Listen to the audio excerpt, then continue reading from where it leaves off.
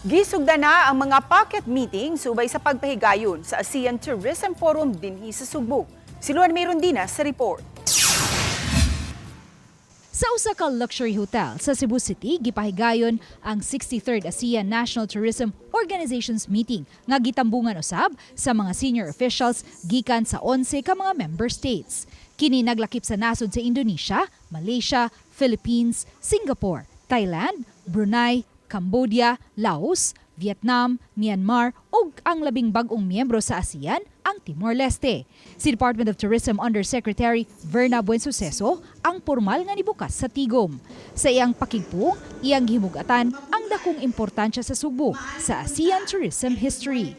In 1998, it was here that the Ministerial Understanding on ASEAN Cooperation in Tourism was signed, an early and defining declaration that Southeast Asia could move forward not as separate destinations competing for attention, but as a region cooperating toward shared growth. Iya usab nga gi-welcome ang Timor-Leste isip ika-11 nga member state sa ASEAN ug matud niya ang pagkalakip sa Timor-Leste mas nipalig-on sa regional community. Dugang ni Buensuceso, mahinungdanon ang maong tigom tungod kay ang kaugmaon sa turismo sa usa ka nasod di maumol sa usa lang ka nasod kundi magkatakdo ang ilang mga strategies, standards ug innovations sa mga member states. As heads of national tourism organizations, we are all in a most critical spot and exciting position to transform vision into practice.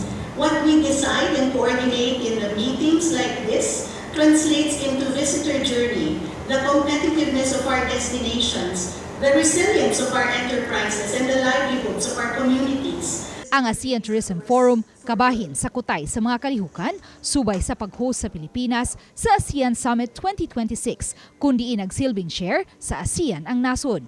Kini na ang ikaupat nga higayon nga nagsilbing host ang Pilipinas sa ASEAN meetings. Una niadtong 1987 sa Manila, sa Cebu niadtong 2007 ug sa Manila ug Clark niadtong 2017.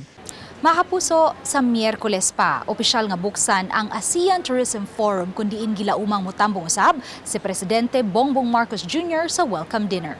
Uban ni Marlon Malgazo, Luan Mayrondina, Balitang Bisda.